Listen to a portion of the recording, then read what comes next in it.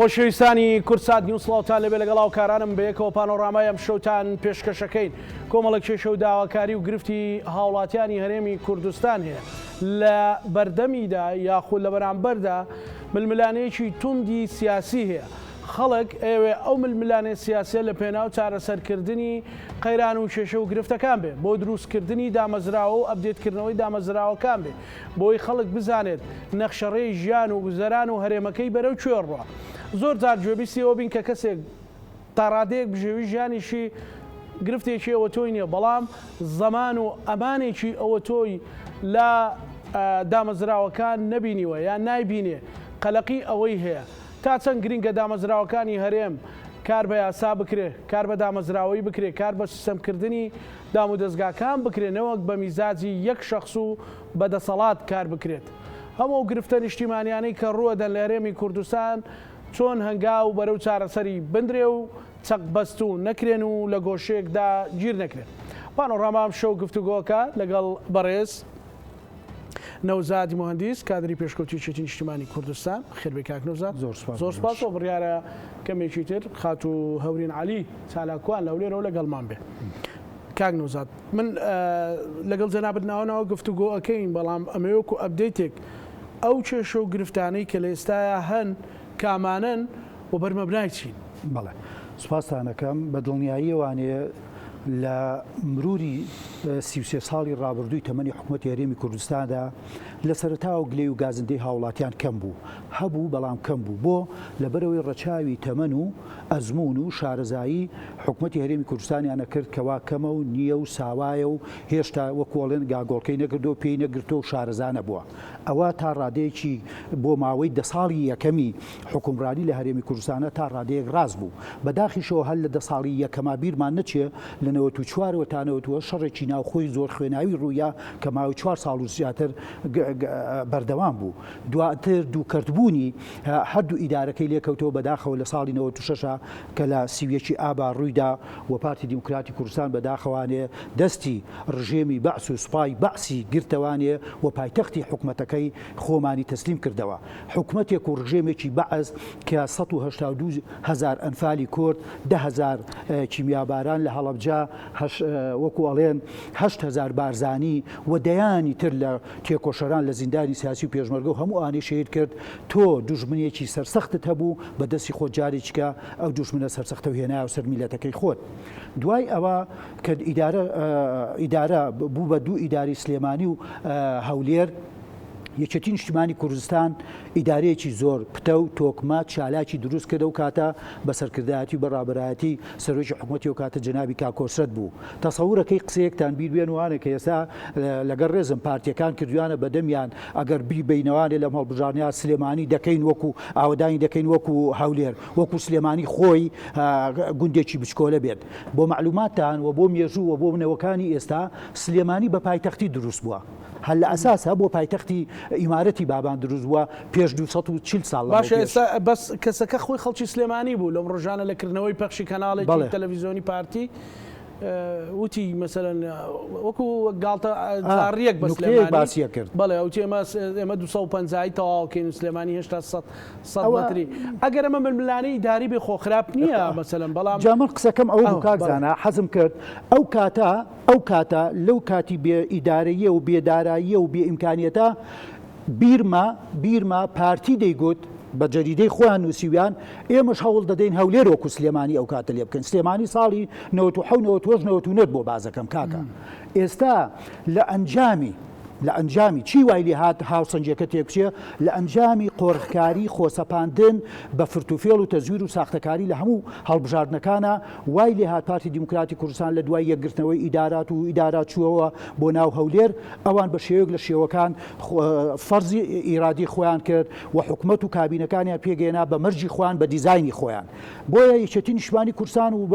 ئەو کاتە هەمومان دەزانین جەنابی سەرۆک مامجەلال لە ژیانە بوو، لە حیاتا بوو، هەمیشە دەیویست نەرمی بوونێ بمێنێت تەنازولی شێکرد زۆر جار بۆ ئەوەی پرۆسەکە لە دوای شەڕێکی ناوخۆی 4 ساڵە ئەو لاپەڕە نەگریسە هەڵبینەوانێ پەڕێکی تازەی کوردایەتی و خەمخۆری و پەرۆشی بۆ میلەتەکەمان پیشان بین لە دووە کوزاخۆ تا خانەقین. یەکێتی نیشتیمانی کوردستان زۆر تەنازولی کرد زۆر نەرمیدوان وای لێ هات ئەم تەنازول و نەرمیە یەکێتیان قۆستەوە بۆ یەکەوە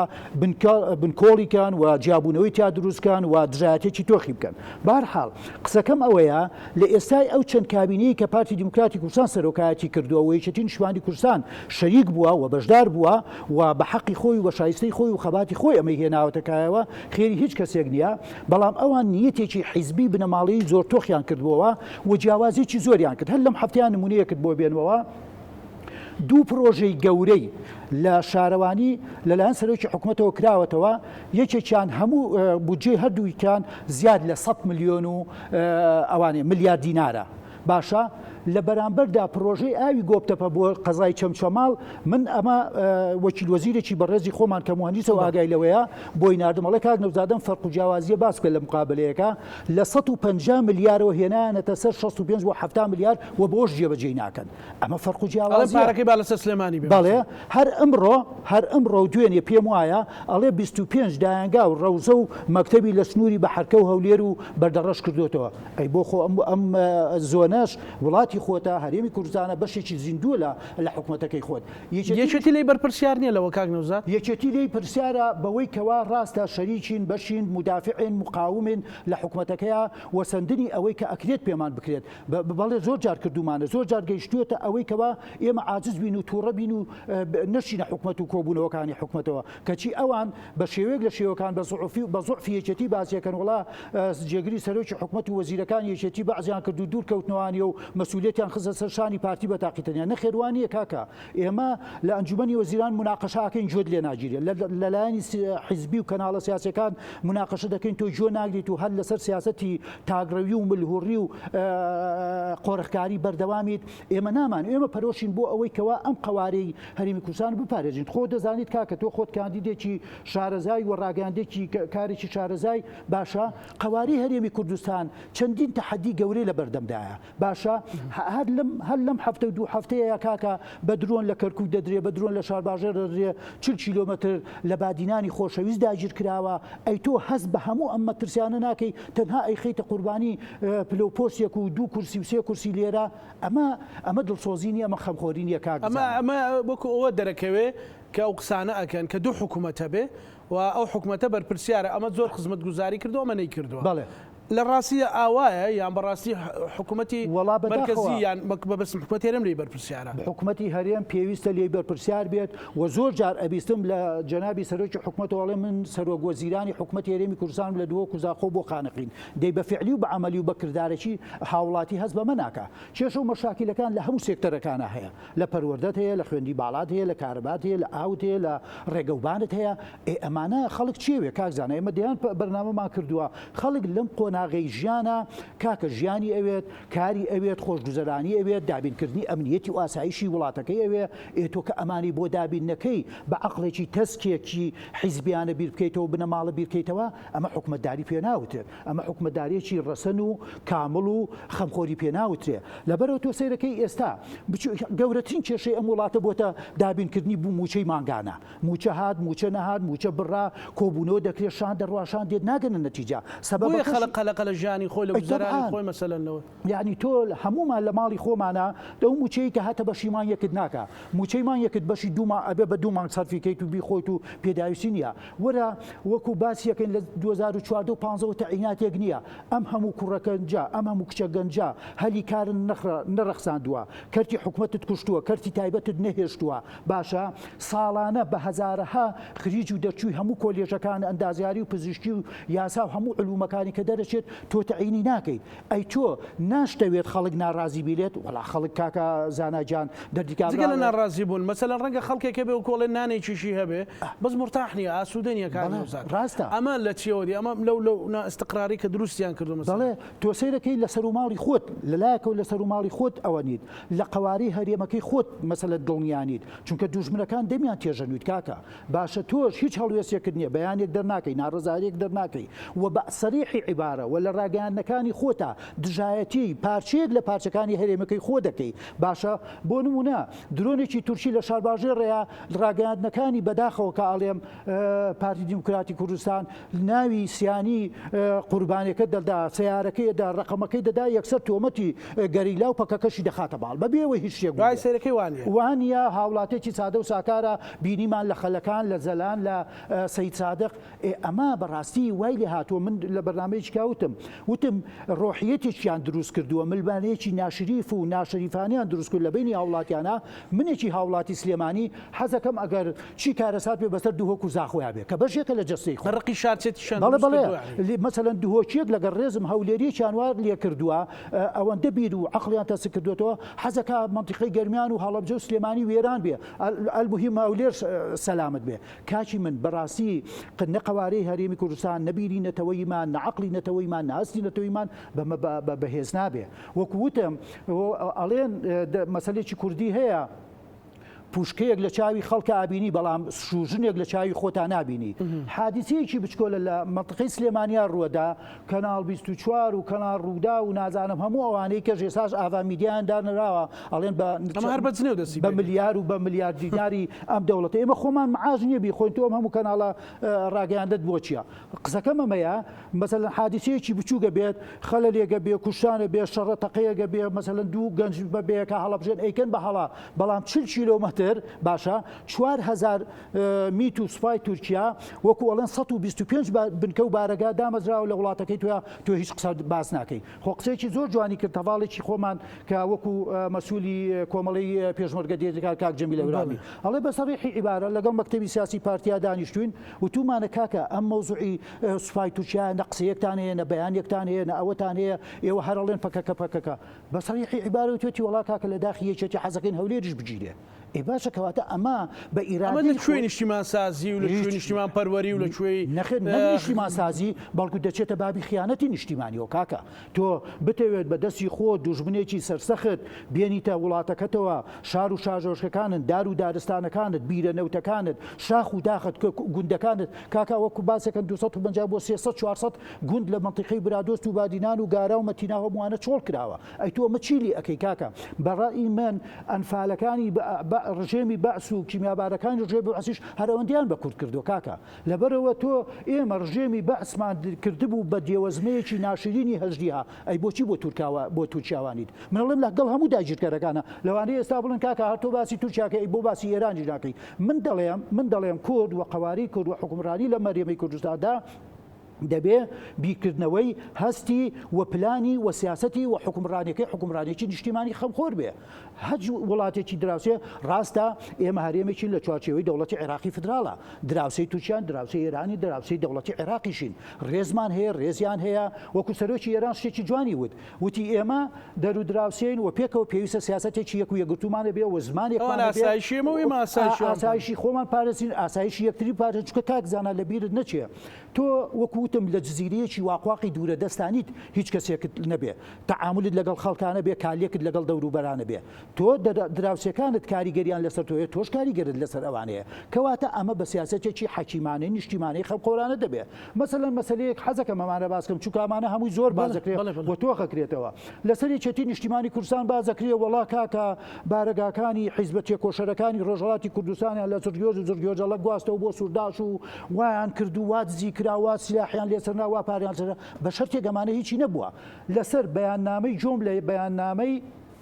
قاسم الأعرجی بوو سەرۆکی هەواڵگری ئاسایشی عێراق ئەڵێ نزیکەی 77 بۆ 80 بارەگای حیزبەکانی ڕۆژهەڵاتی کوردستانمان ڕاگواستووە لە هەولێر و لە سلێمانی کەچی سەر دەکەی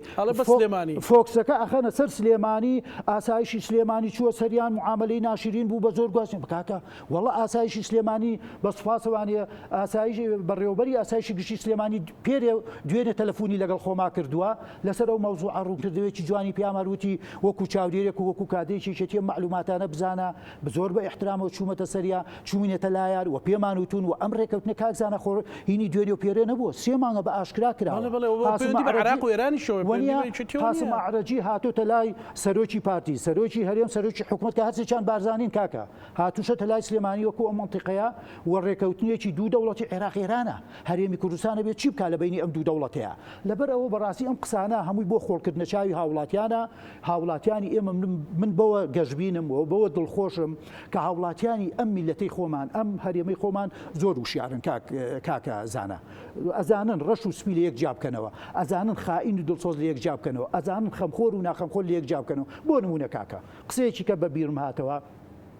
هەڵبژاردننی ئەنجومەنی پارێزگای کەرکووکمان کرد خۆشبەختانە یەکێتی نیشتیمانی کوردستان یەکەم هێز بوو کە داوای یەک و یەکریزی و یەکلیستی کوردی کرد ئەوەی کە تێکیدا پارتی دیموکراتی کوردستان بوو بە هەر حاڵ پرۆسەکە ڕۆشت و الحەمدولله یەکێتی نیشتیمانی کوردستان لەگەڵ حیزبی شیوعی تێکۆشەرە لیستێکمان پێگەێنا و توانیمان 5 کورسی خۆمان و بە تەحالوفی مەسیحەکانیش 6 کورسیمانێنا لە چەند لە 16 کورسی کە ئێمە یەک لەسەر 3 زیاتر بووین باشە توانیمان بۆ 4 کورسی پێویستمان بوو کە زۆرینە بەدەستبێنی 3 کورسیشمانەویست پارتی دوو کورسی هێنا ئەم دوو کورسیەی مناقەشەیە کرد و گفتوگۆیە کرد و تەحالوفی لەگەڵ دوژمنی سەرسەختی کووردا کرد کە ڕاکان جوبوری بوو کە 7 ساڵ بە ناشەرعی لەویا بوو و دوژمنی سەرسەختی کورد بوو کەچی ئەوچوو تەحالوفی لەگەڵ ئەوە کرد تەحالوفی لەگەڵ براکی خۆیان ناکردی یەکێتی نیشتیمانی کوردستان بە هەر حاڵ ملمنارێکی توندی حیزبادیەمان کرد ئێمە یەکێتی نیشتیمانی کوردستان وەکو تێکۆشەر و خەمخۆر بۆ کەرکووک و کەرکووچەکان ئەویش دژی کەرکووک و کەرکووچەکان بوو چێ بردیەوە نەتیجە بە عەرەبەکان بە ئیعترافی خۆیان خۆشیان چونەتە دەوام قسەکەم ئەمەیە عەرەبەکان ئاعترافی خۆیان کە گەورەترین کوتیان هەبوو کە هاتنە ناو لەگەڵ یەکێت تەحالفیان کرد وتیان کاکە ئێمە ئەزانین ئەو لایەنە گەورەترین لایەنە وەکو یەکێتی نیشتیمانی کوردستان لە ڕووی نفوزی جەماوەریەوە هێزێکی بە گەورەیە و توانای هەیە و ئیدارەی هەیە و تەجوبەی هەبووە لەوە پێش و ئەزانین دڵسۆز و خەمخۆرە بۆ کەرکووچی لەبەرەوە ئێمە قەناعەتمان پێێنا بە بەرنامەکەی و مشارەکەمان کرد باشە ئێستەکانە وەکو جەناب دەڵێ ئەمڕۆ پارتی دوای ئەو هەموو ملبلانی و دوای بەتاڵکردنەوەی هەموو بڕیار و سکاڵاکانی تورکمان و عەرەبە ناڕەسەرەکان دەردیکابراڵێ لە دادگای فیدرالی دەرکەوکە هەموو پرۆسەکە پرۆسەیەکی دیموکراتیە و شەفاف خۆشان ئەوە هاتنەوە و بەشداریکردن خۆیدان پێدانان نیە ئەی تەبعان دادپێدانانە خواردنەوە قسەی خۆیان نییە وەکو ئەڵێن ئەوەی بە پیرێژنی و کرد بە کچێنی بوو کردایە هەر لە سەرەتاوە یەک تەحالوف و لیستێکی بە قووەتی کورتا پێشکەش بە عەرەب و تورکمان بکردا بۆی ئەوان بە مەجبوری بەهاتنایەتە لای ئێمە مهم کە ئێمە قسەکەمان ئەمەیە کاکە زانە سیاست لە هەرێمی کوردستانە بەداخەوە سیاستێکی ناڕاستە نادروستە مەجازی شخصیە لە حکومەتیشە ئەمەیان پیادە کردووە بۆ نمونە وەکو ئەوەی کە بڵاو کرایوانەی لە کۆبوونەوەی ئەنجومەنی سەرکردایەتی پارتی باس کراوە سەرۆکی حکومەت قسەی کردووە ئەڵێ یەکێک لە قسەکانەوەی من لە ڕاگەیاندەوە بازەکەم دەردیکابراڵێ هیچ دووکەڵێکیش بێ ئاگرنیە ئاگرەکە هەیە حەقیقەتەوەنیە وتوێتی بە سەراحەت دوتێتی و 4 ساڵی لە کابینەکەیا بووم توانیمە دەست و پەنجەیە و حیزبانە کورد کەمەوە کەم کەمەوە کە ئەیانویست ڕێگر و عەرقەلە بن لە بەردەمی بەرنامەکانی ئێمەیە ئێمە مەبەستی چێە مەبەستی یەکێتی ئەخرەمە ئەگەر لە بەرژەوەندی کوردستان بووە کە دەست و پەنجەی ئەوانەی بچووکتۆر بڕیوە نەوەڵا تەنها لە بەرژەوەندی خۆی و منتیقەکەی خۆی و حیزبەکەی خۆی و ئەوانی خۆی بەتاکید خاڵێکیش حەزەکەمەوە باس بکەم لەم هەڵبژاردنەیە هەڵبژاردێکی چارە نووسازە خۆشتان زان با ئەو قسەیەش باش بیرم بکەوتەوە ئەم هەڵبژاردنە سەریکە لە سەرەتاوە ئەگەر تۆ دڵسۆزی بۆ ئەم حکومڕانی و مانەوەی ئەم قوارێ و بەهێزی ئەم قوارەیە دەبوو حیزب وەکو حیزبی یەکەم کە خۆی دایما ئەو عنوانە گەوراکە ئێمە حیزبی یەکەمین باشە دەبوو تۆ یەکەم کەس بیت پرۆسەی هەڵبژاردن و یاسای هەڵبژاردنت تەصدیق بکردایە و کار بکردای بۆی هەڵبژاردن لە کاتی خۆیان بکرایە خۆمان هەمومان نەزانی چەند عەرقەلەی دروست کرد باشە بەس بۆ ئەوەی وەکو ساڵانی پێشوو کۆتاکان وەکو خۆی بێنێتەوە 11 کورسی یاساکە هەر وەکو خۆی بە ساڵحی خۆی لیستی دەنگدەران هەر بە ناڕێک و پێکی بێ و کۆمسیۆنی هەرێمی کوردستان کە لە لای خۆیان بوو دەست بەسەر هەموو پرۆسەکەیان بگرێ هەموو ئەمانە ململانێکی ناشەریفانەی کرد گەشتە ئەوەی کە سکاڵای تۆمار کرد سەرۆکی حکومەت لەسەر مەوزوعەکە بەڵام نەتیجە قبوڵیان کرد وەڵا بە دیزاینی ئێمە نیە و بە دیزاینی فلان کەسە و بە دیزاینی فلان کەسە کاکە ئێوە سەری زمانتوان و بری زمانتان ڕەخنە لێ ئێران ئەگرن کاتێکیش کە سەرۆکی ئێران هێتە هەولێرتان دەردی کابراڵێ بۆ ڕاخست بە 3 سەرۆکایەتیەکەتان و بە 3 بەرزانێکە خواخواتان بوو پێشوازی لێ بکەن لەگەڵەوەشتا حەسان نەکرد بێتە سلێمانی کە سلێمانی موقعێکی گەورە و گرنگە ئەمە قسە لەسەرەوە بکەین کاک نەوزاد مەسەلەن ئەم جۆرە مامەڵەکردانە ئەم جۆرە تەکلیفکردانە لە سەرۆک کۆماری ئێران بەرامبەر بە حزبێکی حەلیفی خۆ خۆ بچووکردنەوە لە بەرامبەر ئەمە دەلالت لە چیەکە کاکزانە دەلالت لەوەکە تۆ بەدەستی خۆت لە بەردەمی دوژمن و داگیرکەرەکانە ئەگەر دوژمن و داگیرکەر سەیریانکەیت تۆ خۆت ئەوەندەی تر بچووکەکەیتەوە و بەڵگەیەکەکەیتە دەست کە نێو ماڵی خۆت ناڕێک و پێکە هەشە وەکو ماڵی کە عنکەبوت وایە وەکو ئەڵێن کە ئەو هەنە البیوت بەیت العنکەبوتە ئەمە دوژمن پێی خۆشە. بەڵام لەگەڵ ئەوەشە ئێران من خۆم جۆم لە تەسریحی قونسولی ئێران بوو لە سلێمانی ئاغای مەحمودیان ئەڵێ ئێمە معاملە لەگەڵ ئەمری واقعی هەرێمی کوردستانەکەن لە هەرێمی کوردستانە دوو ناوەندی بڕیار هەیە یەک لە هەولێرە یەک لە سلێمانیە لەبەرەوەی ئێمە ناچارین تعامل لەگەڵ هەردوو لا بکەن مەسەلەن لە بۆ سەدای بەسڕی کردووی کە لەو خۆ بەسڕش باشە کەربەلاو نەجەفی کردو و بەغداشی کردو بۆ هەرچی ئەو 4-5 محافظەیە محافظەی گرنگن و نفوزی ئێران هەیە لە ئەوانەیە و سنووریان بە سنووری ئێرانەوەیە و ئێرانیش بۆ خۆ دەزانید وڵاتێک کە کارزانە من لە شوێنیش کاوتم هەندێک کەس ئەڵێ کاکە ئێمە ئەبێ شەڕی تورکیاکەین شەڕی ئێرانکەین وەکو هەرێمی کوردستان ئێمە هیچمان پێ ناکرێت با قسەیەکم لە بیر نەچێ کاکە تقریبا ماوەی ساڵێک ساڵونیە کە من متابعاکەم لە کەناڵەکانی عێراق تۆپی قورس هەیە بەڕێکەوتنی هاوپەیمانان و ئەمریکا و ئەوانە هاتووە وەکو بەشێک لە بابەتی لۆجستی و یارمەتی و چەک و تەقەمەنی بۆ هێزی پێشمەرگا بەناوی هێزی پێشمەرگەوە هاتووە تقریبا ئەوەی من بەغەڵەتان نەچم ڕقم لێ بم ساڵ و لە بەندەری بەسرە گل دراوەتەوە وەزارەتی دیفاعی عێراق و سەرکردە عێراقی سەربازیەکان ڕێگە نادەن بێت بۆ کوردستان بۆ ئەڵێن ئەمانە جێشی عێراقی نێتی بۆ معلوماتە دەو جۆرە تۆپە بەلێزەر و بەنازانم شیویژەکان من عسکەرینی نازانم باشە ئەڵێ جۆم لێبوو لە یەکێک لە زۆر بە دەمارگیری متعاسیبی عەرەبی شۆڤێنی ئەڵێ ئێمە ڕێگە نادەین ئەو تشەکانە بیدرێتە دەرچی پێشمەرگا چونکە ئەزانین لە قۆناغەکانە ئەو هێزانە ئەو چەکانە دژی ئێمە بەکارین لەبەرەوە پیان ناین ئەمە حەقی تۆیە لە عێراقا باشە عێراقێک وا لە تۆ بڕوانێ بەو شێوەیە سیرتکە بە شێوەی دوژمن و بە شێوەی ئەوە سیرکە ئێتۆرە ماڵی نێوماڵی خۆت ڕێخە جەبهەی داخلی نێوماڵەکەی خۆت ڕێخە بە قوت بە بەهێز بە بتوانی جوابی بیتەوە دەی باشە بیستت بینیمان لەگەڵ ڕێزمان قسەیەکەم حکوومەتی هەرێمی کوردستان چووە بەغداد جارێک مناقەشەی عسکەری لەگەڵ وەزارەتی دیفاعی عێراق بکە بۆ وەرگرتنی ئەوانە ئێمە سەری زمان و بنی زمان و هەمی سەرەکیمان معاشکەی بێ معاش چۆن بێ لەگەڵ ڕێزم ئەویش مانگە لیسپیسا مانگە زیادە هەیە مانگە 30,000 یعنی بەڕاستی کاک من زۆرشم پێ ناخۆشە چونکە بەڕاستی من هەمیشە وتومە وەکو کوردێ دەتوانم بیرکەمەوە وەکو عێراقیک بیر ناکەمەوە بەڵام ناچارین لە چوارچێوەی عێراق ئەوە بکەم بەڵام وەڵاهی ئەمە نە حکومەتداریە نە حکومڕانیەکی ساغڵەمە بۆیە ئەگەر نێتی کاک نەوزاد ئەگەر نێتی حکومداریان هەبوایە ئەگەر نێتی چاکردنیان هەبوایە ئەگەر نێتی ئایندێکی گەشتیان بۆ خەڵکە هەبووە ئەبوچیان بکردارە دامەزراوەکان بەڕێی من یەکەم هەنگاو ئەبێ ئەم هەڵبژاردنە بە هەڵبژارنێکی سەرکەوتوو بێخەوش بێ دزیفزی بێ ساختەکاری جێبەجێکن بۆ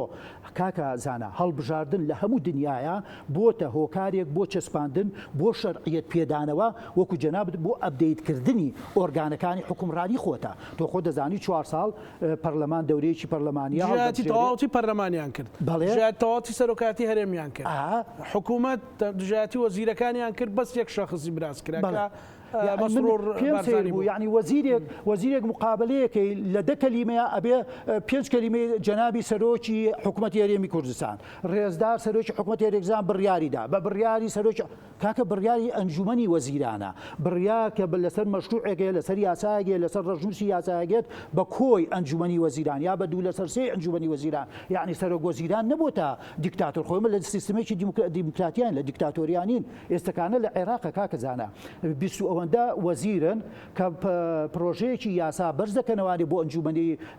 پەرلەمانی عێراق بە دەنگانە بە زۆرینەی دەنگانە لە ئەنجومەنی وەزیران ئیتر کەس ناڵێ محەممەد شیع سوودانی بڕیاری دەکاکە یعنی بەڕاستی جەوێکیان خوڵقانوە و ئەدەبیاتێکیان داهێناوە لەم 4 ساڵەیە ئەیلا ئەبێ هەمومان ڕوو بکەینە تاقە شخصێک ئەم تاقە شخصش کاکە وڵات بەو شێوێ بەڕێوە چێ بە وەختێ بەڕێوە چێ کاک نەوزاد فاشیلترین کاک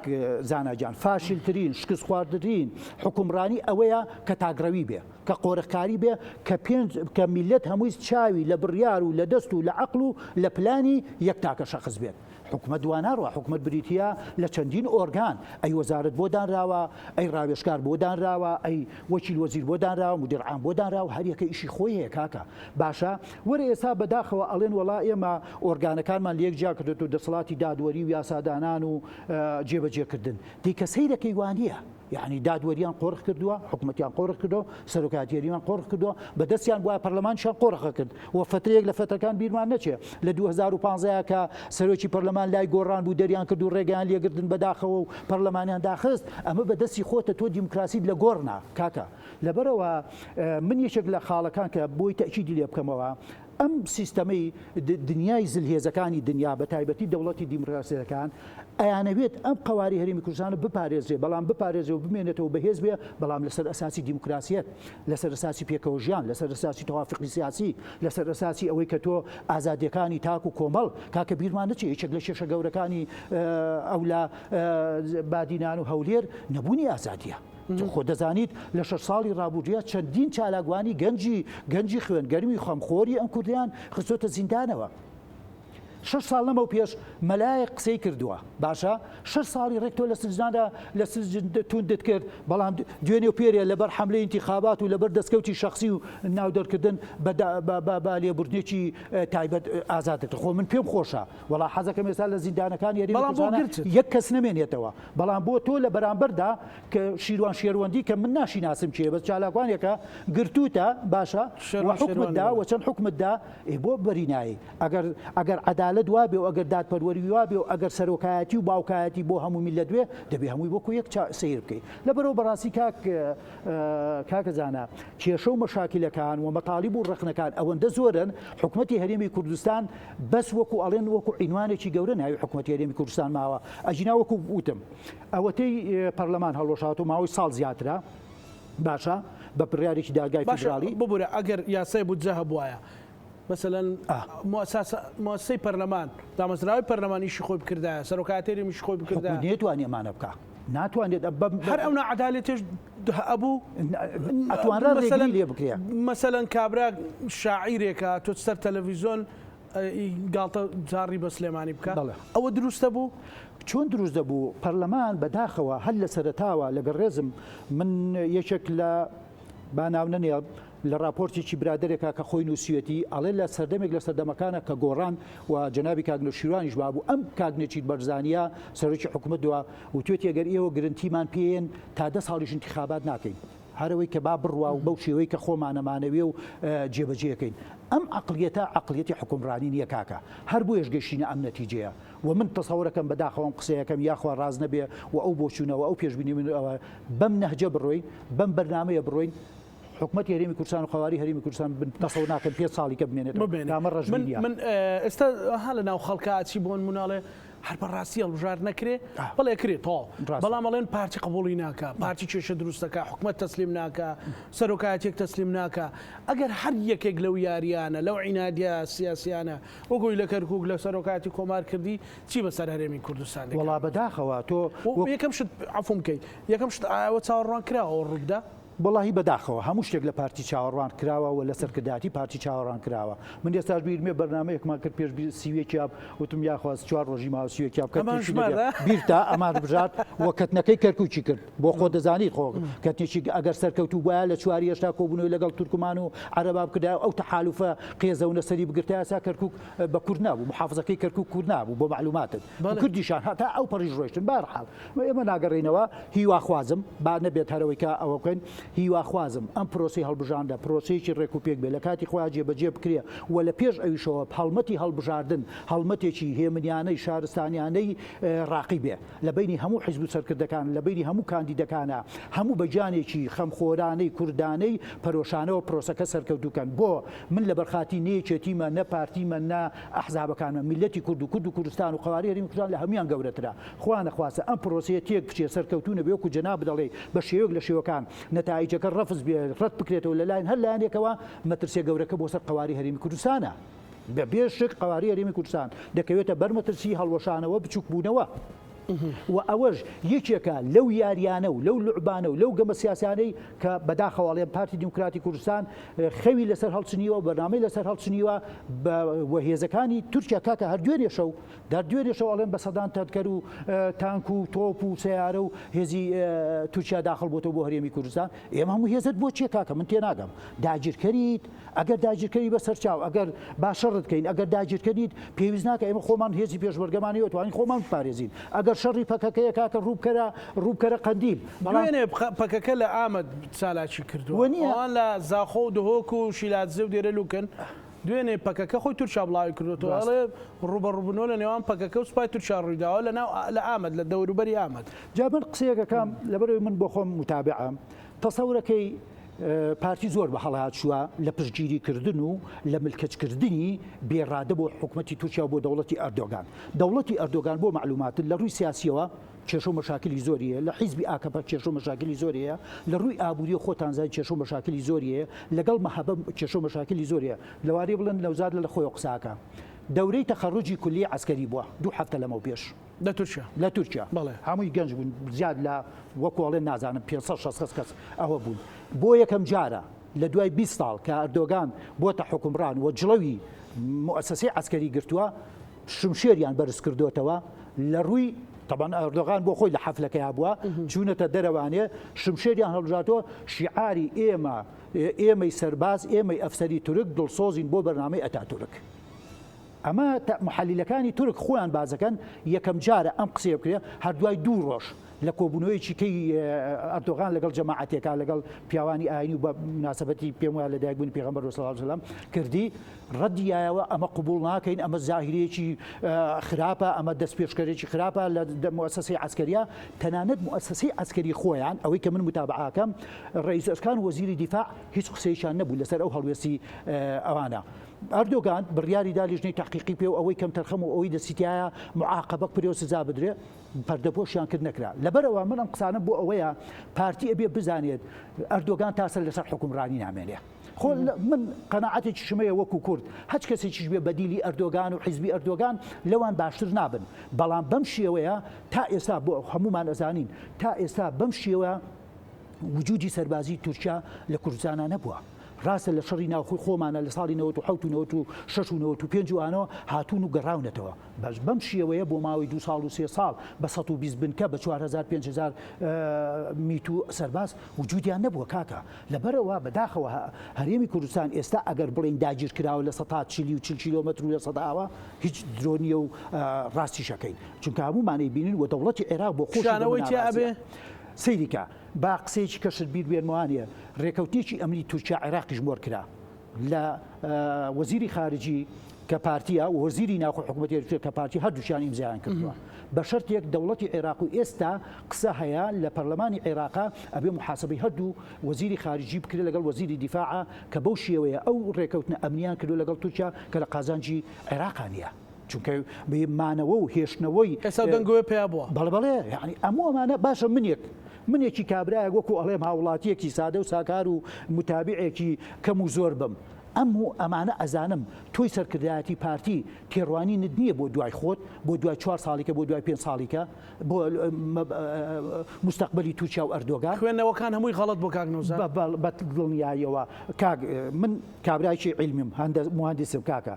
یەک و یەکە کاتە 2 معادلەیەک ئەم لای هاوسەنگ بوو ئەو لای هاوسەنگ نەبوو نەتیجەکە خراپە بێ باشە تەفاعولێکی کیمیایی 2 مادە تەفاعولەکە بێ 2 مادە بەرهەم بێ 3 مادە بەرهەم بێ نەکرا خەلەلێک هەیە سیاسەتی شوایە کاکە سیاسەتی ڕاست و دروستەوەیە سیاست ئەساسن لەسەر چی بیناگرێت تۆ کۆکردنەوەی داتایە لە پێشە خوێندنەوەی ئەم داتایانەیە تەحلیلکردنی داتا وەپەرچاوڕوونی خۆت بۆ دانانی بەرنامەیەکی خۆتە بە ساڵحی خۆت بەرژەوەندی خۆت سیاست بریتێ لە بەرژەوەندی و پاراسی بەرژەوەندەکانی خۆت نە دۆسایەتی تاسەر هەیە نە دوژمناتی تاسەر هەیە باشە من وەکوتم هەموو جارێ وتومە گلەی لە یەکێک لە داگیرکەرەکانی کوردستان ناکەم چونکە ئەوان ئەرچی خۆیان جێبەجێکەن بریتێ لە بچووکبوونەوەی تۆ دوژمنایەتی تۆ نەهێشتنی قەوارن نەهێشتی دەسەڵاتن حەقی خۆیانە باشە لە بەرامبەر تۆ چیەکەی تۆ پلانی خۆت هەیە سیاستی خۆت هەیە دیدگای خۆت هەیە من ناڵێم ئەتوانی شەڕی ئێرانکەین عێراقین تورکیاکەین بەڵام خۆ دەتوانی سیاسەتێکی نەرم پیادە بکەیت و خۆشت بەهێزکەی و خۆشت بێڵیتەوە بەرژەوەندی خۆشت بارێزی و لەوانیشتا دۆستایەتەکانی ئەوانش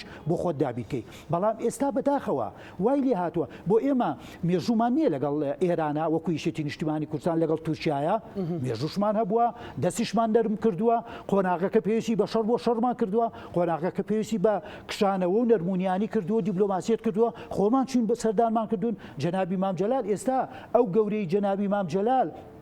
کە هەر سەرۆک و سەرکردەیەک گێت دەچێتە سەر مەزارەکەی جوانترین قسە بۆ جنابی مام جەلال ئەنووسێ ئەوەیە کە ئەم پیاوە توانیوێتی لەناو ئەم دوورگە پڕ ئاگراوی و گەمارۆدراوی دوژمنکارانە توانیوێتی خۆی من ئێساش قسێکی علی خامنەئی علی ڕەفسنجانی بیرێت باشە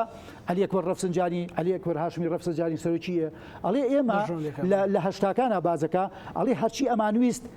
تاالبانی بخینە گۆشەیەکە و قەتیسیکەین و بچووکەکەنەوە ئەوەندە لێزان بوو ئەچوو لە گۆشەیەکەوە ئاهاتەوە پێشەوە و لە دەرگایکەوە و لە پەنجەرێکەوە هاتە لامان بە ناچاری ئێمەژە بۆ هاتە عامولمان لەگەڵا کردایە لەبەرەوە کاکە زانە سیاست بە پیاوی سیاسیەکرێ بە پیاوی محەنەگەکرێ بە پیاوی دووربینەکرێ لەسەر و هەمووشانەوە بە پیاوێکی زانا و لێزان و خوێنەوار و شارەزا ئەکرێت کاکە معقول نییە تۆ هەموو تەمەنی خۆت 78 ساڵت تێپەر کرد لە ناو سیاست و پێشمەرگاتی و کوردایەتە کەچی بکەوتە هەڵەیەکی زەقەوە چی لەبەر ئەوەی ئەوەندە بە عینەکێک و بە میکرۆسکۆپێکی بچووکەوە سەیری ڕوودا و حەدەسەکانەکەن تەنها فۆکسیان بەرژەوەندی و پاراستنی بنەماڵە حیزب سەرکردە بێ ئەمە غەڵەتەکە کاک نەوزاد پارتی دموکراتی کوردستان لە ماوەی ڕابردوودا سوودێکی گەورەی بینیەوە لە سیاسەتی پەرکە و زاڵبە پەرتی کردووە لە جارێک گۆڕانی گرتۆ جارێک هەندێک لە پیادەی کۆنیەکێتی گرتووە کۆ ئێستا هەندێک دوکانی سیاسی دانراوە ئەوانە باشە ئێستا یەکێتی ئامادەیە لەسەر پێیا و هەموو حازریەکی کردووە ئەوانە ئەو پەیامە بەڵام هێشتا پارتیە لە غروریەکانی خۆیەتی هەروە مامەڵەکە کە بتوانێت پەرتکە و زاڵ بکە و بۆمب لە سلێمانی بۆ سلێمانی بە وێرانە پیشاندا ئەم سیاسەتە چێ زەرەری لێکە و چەند زەرورە پارتی تێبگا کەیدی ئەو یەکێتی جاران نییە ئێستا یەکێتیی ترە بەدڵنیایی وایە من ئەڵێ خۆشبەختانە بۆ هەموو ئەندامان و لایەنگران و دۆستان و تەواوی جەماوەری هەرێمی کوردستان ئەڵێم یەکێتی نیشتیمانی کوردستان بە دڵنیایی ئەو یەکێتی سەردەمی 10 ساڵ لەمەوە پێش ناڵێت چونکە یەکێتی گەر بگەڕێنەوە بێژە سەرەتاکەی ئەو فترەیە زەمانیە ئەو 10 ساڵی ڕابردوو بەداخەوە لە کاتی نەخۆشکەوتی جەنابی مام جەلال و وەفاتکردنی و ئیتر تێکچوونی ملبلانیەکان و بوون لە ناو یەکێتیە هەمووان ڕاز بوو و ئێمە وەکوتم جەماوەرەکەشمان عقوبەی یان سزای یان بچووکیکردنیەوە دەنگیشی پێنیان بەڵام سوپاس بۆ خوا سوپاس بۆ هیمەتی سەرکردایەتی و خەڵکیانی تێکۆشەر و جەماوەری تێکۆشەر کە دەزانن یەکێتی نیشتیمانی کوردستان من ئێستاش با ناوی سەرکردەیەک لە سەرکردەکانی حیزبەکان نێنم لە کوردستانە ئەڵێ کاکە خۆ ئێمە بەنەس وتوێتی باشە ئێمە ئەوەندەی دەست ئەگرین بەمانەوەی یەکێتی نیشتیمانی کوردستانەوە ئەوەندەی لەبەر خاتری خۆمانە لەبەر خاتی یەکێتی نیشتیمانی کوردستان نییە چونکە ئەزانین نەمانی یەکێتی نەمانی دیموکراسی نەمانی ئازادیە یەکێتی نەبێت دیفاعێکەکە بە شێوەیەک لە شێوەکان ئێمە هەر حسابمان بۆ ناکرێت لەلایەن پارتی سەرکردایەتی و سیاسەتەکەیەوە لەبەرەوە ئەم قسەیە ئەکەم یەکێتی نیشتیمانی کوردستانی ئێستا بەم قیادی ئێستا بەم سەرۆکەی ئێستا بە یەکێتێکی بەقووەت یەکێتێکی بەهێز یەکێتێکی یەکڕیز یەک قەرار یەک بڕیار ئەوە جاران یانگوو یەکێتی چەندین باڵ و ئەوانەیە بەڵام ئێستەکانە ئەلحەمدوللا تەنها بووینەتەوە دوو باڵ وەکو مەلەکە لەگەڵ دەنوچێک و سەرێکمانەیە یەک قسەیە یەک بڕیارە دوو مەلێکی ڕاست و دروست و لە ساغ و تەندروستین بووین بە هەڵەوە ئێستا باشە جاران کۆتری ئاشتی بووین ئێستا بووین بە هەڵۆیەک کە هەڵمە دەبین ئاشتێکەشتان لەگەڵ خۆتانە هەڵگرتووە حتمما هەڵگیراوە چونکە خۆ ئەوە نییە کە هەڵۆ تەیرێکی زۆر منصیفە بۆ معلوماتت هەڵۆ قەت خەڵکی زەعیفی نەخواردووە هەڵۆ دایمەن یەکیری بەقووە دەگرێت و لە پێشیشەوە و لە سەریشەوە بە ئاشتیا دێتە خوارەوە نەک بە دزوو جەردەی و هەواڵگوی پاشقول گرتن لەبەرەوە بۆیە ئەڵێم یەکێتی نیشتیمانی کوردستان دڵنیا بن جەماوەری بە شەرەفی میلەتەمان من کاندید نیم کاندیدی بۆی نەڵێن بە هینی خۆیەکە بەڵام ئەو حەقیقەتە کاکزانە ئێمە ومانان خەڵکی سادە و ساکارین فەرمان برم لە دایرە خەڵگە بینم لە ناو بازار خەڵگە بینم خەڵکیش ئەلحەمدوللا تۆزێگەمان ناسێ پرسیارمان لێکە ڕاو بۆ چوونمان وەرەگرێ ئێستا ئەم هەڵوێستانەیە یەکێتی نیشتیمانی کوردستان لە هەڵبژاردنەکانی ئەنجومەنی پارێزگای مسلمان بە خۆشبێختی و بە سەرڕاستی و بە دروستی بردوتەوە لە کەرکووکە ئەوە نەتیجەکەیەتی کەرکووچە خۆشەویستەکان خوانەی بینن لە دیالەغ توانیمانە سەرکەوتن بەدەست بێنین ئەم هەڵبژاردنە یەکەم هێز بوو بۆ معلوماتت یەکەم هێز بوو کە یەکێتی ڕابەراتی هەموو هێزەکانی کەی کردووە دەبێت ئەم هەڵبژاردنە بکرێت لە کاتی خۆشیە ئێمە ئامادە بووین لە دەی شەشا بکرێت دواخرا بۆ بیستیدا بەسەر چاو حاضر و ئامادەین هەمووشیان ئەبینن هەموو خەڵکی جەبینێ کە ئێمە بووینەتە ئەوە لەوانەیە خەڵک گلەیشیە بێ ڕەخنەشیە بێ هەمویانە خەینە سەر چامان هەمویان خەینە سەر سەرمان قسەی جەماوەر من دایمەڵێم کاکزانە ئەمە لەبیر نەچێ سەرچاوی ڕەوایەتی و شەرعیەتی هەموو دەسەڵاتێک و هەموو حیزبێک بریتێ لە جەماوەر نابێ هیچ حیزبێ هیچ سەرکردێ هیچ کادرێ هیچ کاندیدێک لە جەماوەردا ببڕێ ئەبێ بچیتە ناو جەماوەرەوە جەماوەر ڕاز دەکات ئەگەر لەسەر هەڵەش بێ جەماوەر هەر ڕازەکە چونکە جەماوەر زۆرینەیە جەماوەر بنکەیە قاعیدەیە دەریا فراوانەکەیە حیزب ئەگەر بیتە سەری چەند گەورە بیت هەر ماسیەکی بچووکی هەر حوتێکی بچووکی لە ناو دەریایەکی گەورەیە بۆیە جارێکی کەژەڵێمەوە دەبێت ئەو قسەی جەناب پارتی دیموکراتی کوردستان لە غروری خۆی لە تێڕوانینی خۆی لە تەعالی و بەرزی خۆیەوە بێتە خوارەوە و بە عەقڵێکی کراوەتر بە تێڕوانینێکی فراوانتر بڕوانێ بۆ هاوکێشەکان جارێکتر ئەتوانێت یەکێتی تێپەڕێنیان یەکێتی سیاسەتی پەرکە و زاڵبکە و یان دوکانی سیاسی دەور بە ئاڵێنێ و فەوزەویەکان ئەوانە کێستایان بینن ڕۆژانە فەوزە دروستەکەن یەکێتی سبزاسکەن من حەزەکەمەوە باشت بیر خستمەوە واز لەوە پەرکە و زاڵە ئەوە بنەمایەکی سیاسەتی ئینگلیز بوو کاکە سیاسەتی داگیرکارە ئینگلیزیەکان بە تورک و دوایش تورکیش فێر بوو فارسیش فێر بووە ئەوانە کاکە تۆ دوژمناتی و داگیرکاری لەگەڵ براکی خۆت ئاکەی ئەوە مەکە ئەوە ئەکەیت باشە ئەتەوێت مەسەلەن دە حیزبی کە دروست بێت لە منتیقەی سلێمانیە بۆ بچووکردنەوەی یەکێتی نیشتیمانی کوردستان بینیمان خۆ وازەحەوە هەموو خەڵگەزانێ گۆڕان لە یەکەم جەولیا بەهێز بوو ئێستا گۆڕان چی لێ هات خۆشیان لە هەنگێکیان کادر و برادر و دۆست و هەواڵی خۆمان بوون مناقەشیانەکەیت لەوانێ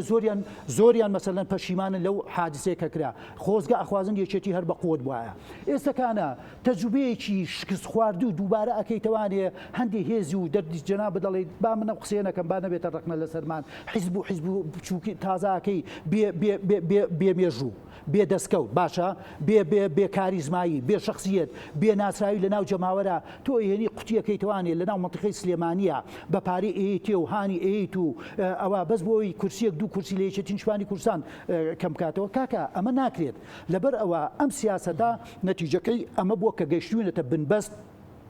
لە ڕووی سیاسیەوە شکستمان خواردووە لە ڕووی ئابووریەوە 30 میلیارد 35 میلیارد قەرزاریت باشە لە ڕووی ئابووری و نەوت فرۆشتنەوە قەرزاری لە کۆمەڵایەتی و ئەمنیەتەوە تۆ شکست خواردووە باشە لە خۆشگوزەرانی و ئاوەدانی تۆ شکست خواردووە کاکە ئەڵێن هەولێر جاو برادەرە ئەڵێن ڕێگای 250 خۆی 250 هەر نییە یعنی لە قانونی هەندسەکانی هەر نییە باشە لەبەرەوە خوا ئەکا ئازادیەکان و دیموکراسیەکان و خۆشگوزەرانی بۆ دەڤەری بادینانی خۆشەویست و هەولێری خۆشەویست و سۆرانی خۆشەویست دابینەکە وڵات دەردی کابرای کوردەواری ئەڵێ با چاوی ئێمە دەربێت لە بسێمە با گورگێمە بخوا کە گورگ نامانخوا ئێمەش عەقڵمان هەیە هۆشمان هەیە و ئەتوانی ئیدارەی خۆمان بین و ئەتوانین بۆ معلوماتت ئەو ئەگەر ئیدارەی سلێمانی ئێمە ئەو داهاتە زۆرەی برایم خەلیلی هەبێ با من هەنگی حەقیقەت بیر خەموانی هەموو جەماوەری میلەتەکەمان بزارێ بەداخەوە شەڕی ناوخۆی ساڵی 94 لەسەر داهاتی ئیبراهیم خەلیل بوو کە ئەو کاتەش تەسلیم ناکرا کە ئەو کاتەش حکومەتی یەکەم کابینەی دووەم کابینە بوو بەسەرکردایەتی کاک کۆسرەت و کاک دکتۆر ڕۆژ یەگری بوو چوو بوون وعدیان نابوو چەند ملیۆن دینار بدەنە حکومەتەکە بۆی کێشەی دەرچێ کە چوو بوونە ئەوێ دەفەردە پارەی ئاسنی دیناری ئاسنیان نابوو هەر بۆ شەرمازارکردن و تێکشکاند و شکست خواردنی ئەو حکومەتی کە بەسەرکردایەتی کاک کۆسرەت بوو کە لە یەکێتی نیشتیمانی کوردستان بوو کاکە ئەوان هەر لە سەرەتاوە ئەساسەن ڕازی نەبوون کە حکومەت هێرێمی کوردستان دروست بێت با بگەڕێمەوە بۆ ساڵی 92 با هەنگێک گەنجی ئێستا نازانن کە ئەو حادیسانە چۆن بوو یەکێتی نیشتیمانی کوردستان کە کەوتینە ئەوەی کە هەڵبژاردنی پەرلەمان بکرێ ئەیانگوو کاکە گیان با هەڵبژاردن نەکرێ وتمانە بێ هەڵبژاردن بکرێ و فدرالیشمان چەسپان و وتمانە بێ وەزارەت دابنێ کاکە با ناوی نەنێن وەزارەت با ناوی بنێن ئەمین عامەکان و ئەمین دارەگشتیەکان بۆ ئەوەی حکومەتی بەعز لێمان نەڕەجێ ئەمە تومەز لە ژێرەوە هەر پەیوەندیەکانی هەواڵگری و مخابراتیان باشە بۆی عاجز نەبێ وا نەزانن لە 96 ئەو دەقەیە کاک مەسعود بەرزانی نامەیەکی ناردۆ بۆ سەدام حوسێن وەرە فریامانکەوە ئەو لە 92 ئەو پەیوەندیەکانی هەر بەردەوام بوو تا ئەو کاتە کاکە لەبەرەوە بێ خەڵک بزانێت چێ دڵسۆزە چێ خەمخۆرە چێ مقاومەتی کردووە شەڕی داعشمان کردووە چێتی نیشتمانی کوردستان زۆرترین شەهیدیە زۆرترین برینداری هەیە کاکە کەم و کوڕیمان هەبووە پلانەکانی ئەوان و ریفراندۆمێکی شکست خواردوتان هێنا و ئێستاش باسی 16 ئۆکتۆبەر و ڕووداوەکانی کەرکووکەکەن هەمووانەیە چێتی نیشتمانی کوردستان جێبەجێ کردو سەرکرداتی قیادی کردو لەبەر ئەوە من تەنها ئەوەنداڵێم ئەم پرۆسەیە هیوادارم بە سەرکەوتوی جێبەجێ بێ هەمومان بچین دەنگ بین چونکە بەڕاستی کاکزانە دەنگ نەدان مافی خۆتە وەکو ئەوایە بۆ نمونە من فەرمانبەرم مانگێک دەوامەکەم پارەکەم بۆیە دەڵێن کاکەوە موچەی خۆتە مافی خۆتە شایستی خۆتا بێ وەریگری بڵێم لە بێعەقلی خۆم بڵێم وڵا کاکە نامەوە قەید ناکە کاکە تۆ قانون مافێکی یاویتە تێ هەموو تاچێک دەبێت دەنگێکی خۆی بدا بە لیستی دڵخوازی خۆت بە کاندید دڵخوازی خۆت بچۆ مافەکەی خۆت جێبەجێ بکە و بتوانیت گۆڕانکاری بکەیت بتوانیت گۆڕانکاریی ڕیشەیی بکەیت هاوسەنجیەک ئەم هاوسەنجی چەند ساڵە هەیە هاوسەنجێکی تاڕادەیەک بینی تەکایە بۆ ئەوەی هەموو ئەو ڕخنانە هەموو ئەو گلیانەی کە لە 4 ساڵی ڕابردوو 5 ساڵی ڕابردوو 6 ساڵی ڕابردووە بووە لانی کەم لە 100 لە 100 بێنی جێبەجێکەین بە هەمومان کاکزانە قسەی ئەخیرم ئەگەر قسەی ئەخیرم بێ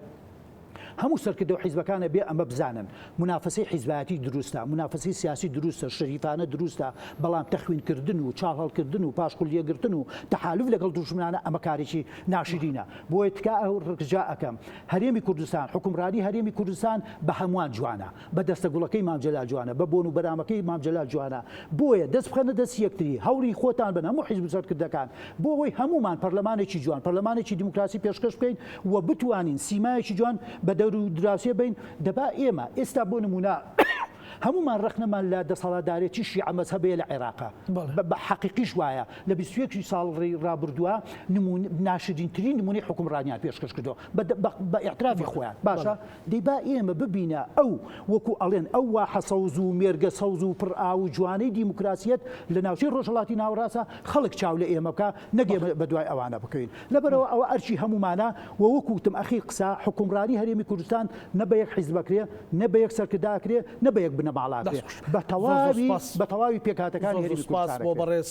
کاک نەوزادی مهندس کادری پێشکەوتویەکی نیشتمانی کوردستان سوپاس بۆ دەرفەتە سوپاس بۆ بەڕێستان بینەرانی خۆشەویست لەگەڵ هاوکارانم بە یەکەوە پانۆرامایەم شۆمان پێشکەشکردن هەموو لایەکتان ئەمانەتی خوای گەورە بن خواتان